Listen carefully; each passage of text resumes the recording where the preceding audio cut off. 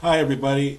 Windows 8 has been out for less than 4 months now, and there seems to be two very definitive camps. People who love it and people who hate it. There doesn't seem to be any wiggle room. And I understand why. I'm in the former. I actually like it and like it a lot.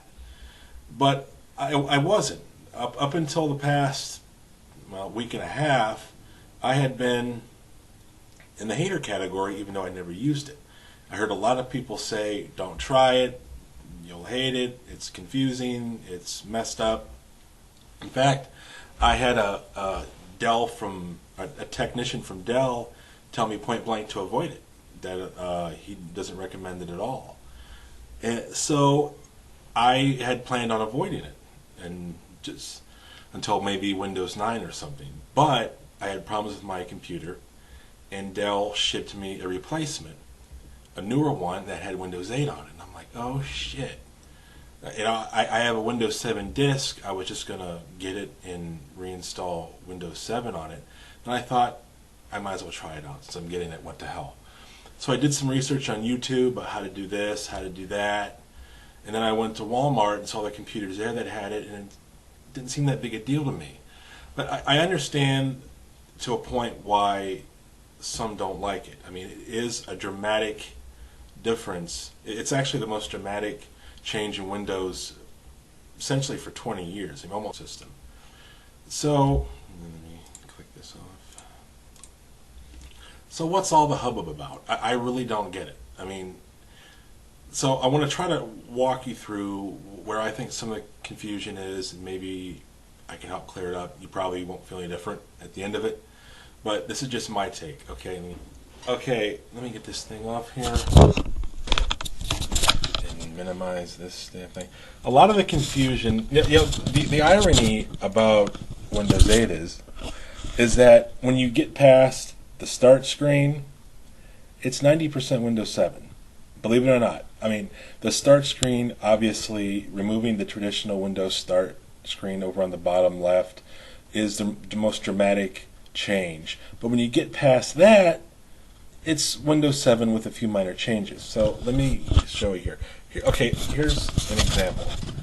Let's say you're on your desktop. Ordinarily, you would go down here and click Start and go wherever you want to go. Well, what's the difference between simply going here and clicking this little Windows key and right there?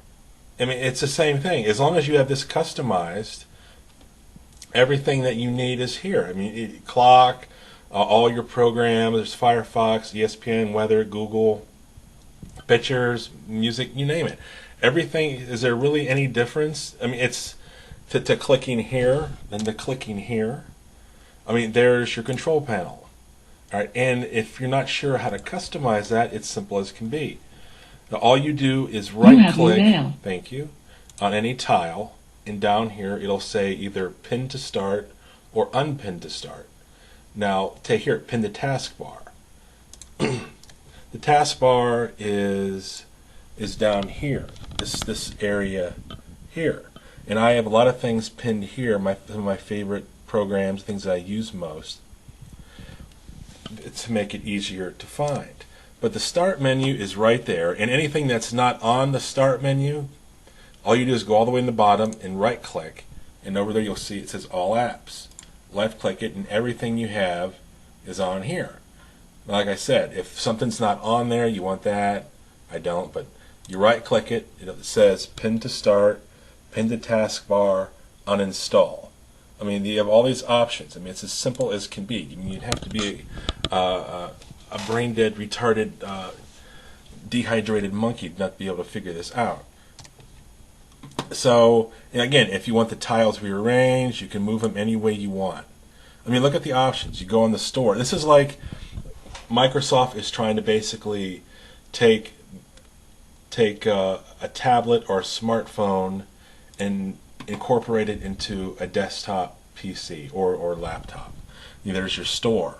I mean, all the apps, and if you have the memory, and these don't take up a whole lot of resources. I mean, if they're running in the background, I mean, there's ways to get rid of that. So if you're running, say, USA Today, that's a good one, by the way. Yeah, I use my location. It loads, and then you have all the stories here. Now, I heard that if you want to exit out of an app and you don't want it running in the background, you click Alt 4, and of course it's not working. But it actually did work. Maybe some of them don't. I don't know. But that did work before. Alt 4 is a way. But even if it's running in the background, they don't take up a whole lot of resources anyway. But everything is right here. Now also, there's one criticism of Windows 8 that I actually agree with, and that it's usually more difficult to shut down or restart. A lot of that comes from the Charms menu, which you can bring up. Let's see.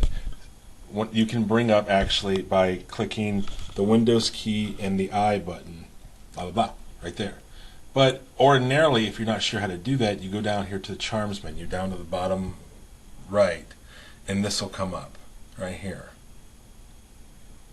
And right here, see this button, Settings, Devices. You click Settings, there's Power. You can shut down, restart, or sleep. But I found a program. It's called Shutdown 8. Right there, that little thing there, Shutdown 8, and you click on it, and there's all your menus: shut down, log off, restart, timer. It has a timer, etc. Blah blah blah blah. So I get that a new system shouldn't be more confusing; it should be less. So it's not perfect. Windows 8 is far from perfect. It's a good system. But yeah, you got to remember they're bound to make changes to it. You know what I mean? They're bound to have bug fixes or updates to it. I'm sure there'll be a service pack within the next calendar year. But overall, I think it's a solid system. It's faster than Windows 7, and Windows 7 is fast. Windows 7 is a good, fast computer, or system, I should say. But Windows 8 is actually faster, and I hear it's more secure.